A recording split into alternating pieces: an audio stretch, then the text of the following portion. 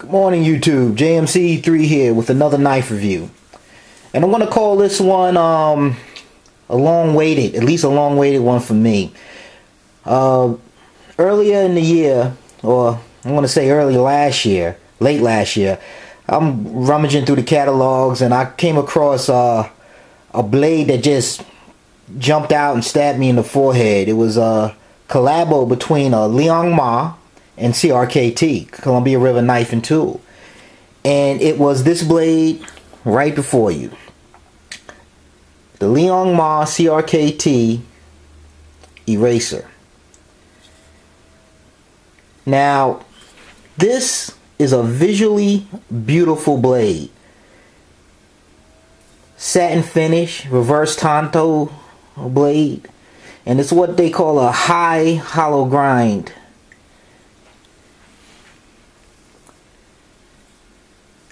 And it's a stunning blade, and it comes in two versions: a partially serrated, black coated, black G10 handle, machine G10 handle all the way through, and the one I got here, which is the 8900. And I got this one simply because it's just a beautiful blade to look at. There was no other rhyme or reason for me to buy this particular one. The pocket clip can be maneuvered in all four directions. Tip up, tip down, right or left carry. And you're going to get a lot of gleam off this blade because the satin finish that is on this blade is amazing.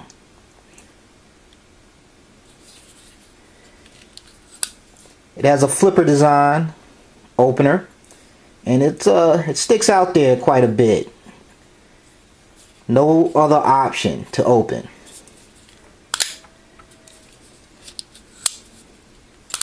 It is a smooth, silky opening, if not in lieu of being lightning fast.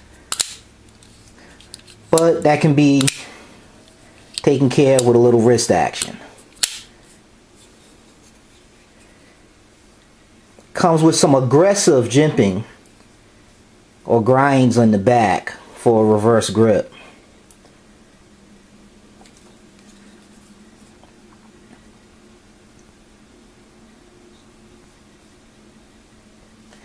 And it comes with the CRKT's LAWKS system, LAWKS, which is you activate the mechanism by pushing up, and it creates a little piece of metal that pops out and creates the lock from going anywhere and releasing the blade.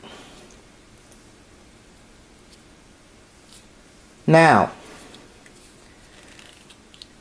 the blade came, and I carried it around for a week. I was going to play with it for a little longer before I did my first glimpse, review, whatever you want to call it, or my first thoughts on this blade. But it didn't take me long to come to a conclusion that, as beautiful as the blade is, it's not something that I would throw into my rotation as far as everyday carry for utility, defense, or just really any kind of everyday cutting as a primary blade. Because at 6.2 ounces, it's really heavy and it feels heavy in hand.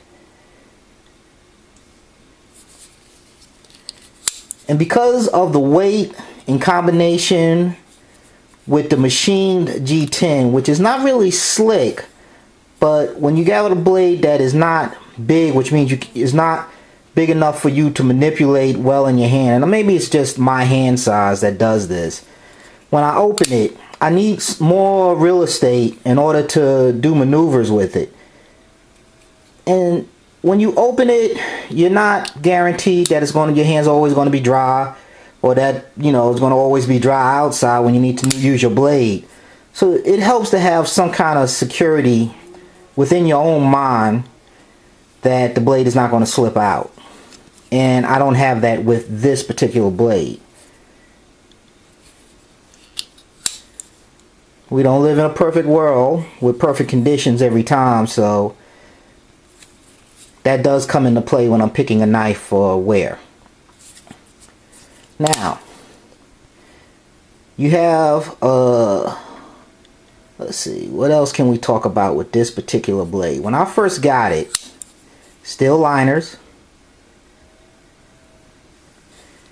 The first thing that came to mind was this blade is a tank. I actually felt if I had some indoor cutting use for this, it would work perfectly. It marries into your hand as if it was born that way.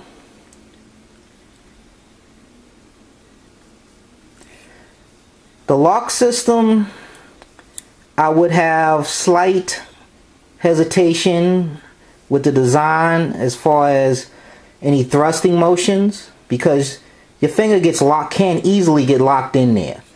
And if you're snugged up on your grip, it's not going to take much to deactivate it. So whether the blade actually needed this, it's going to be up to the individual's view. I'm going to say it's more of an added design that may not have been necessary, like hot bucket seats.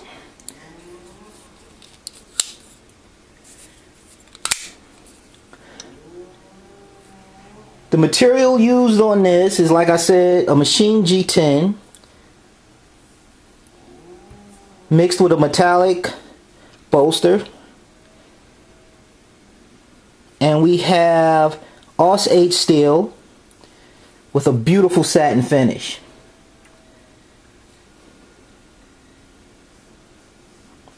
And what they call a high hollow ground. And as you bring your fingers down, you can actually feel your fingers, or I mean, it's in your mind, but you can almost feel it through the blade.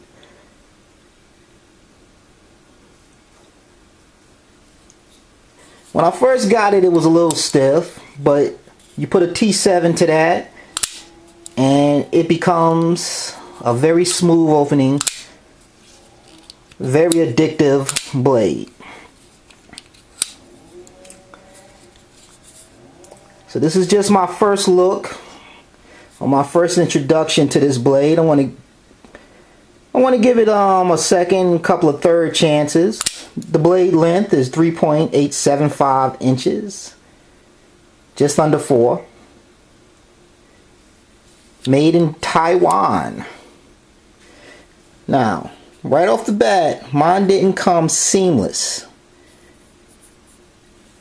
Slight little elevation where the metal meets the G10.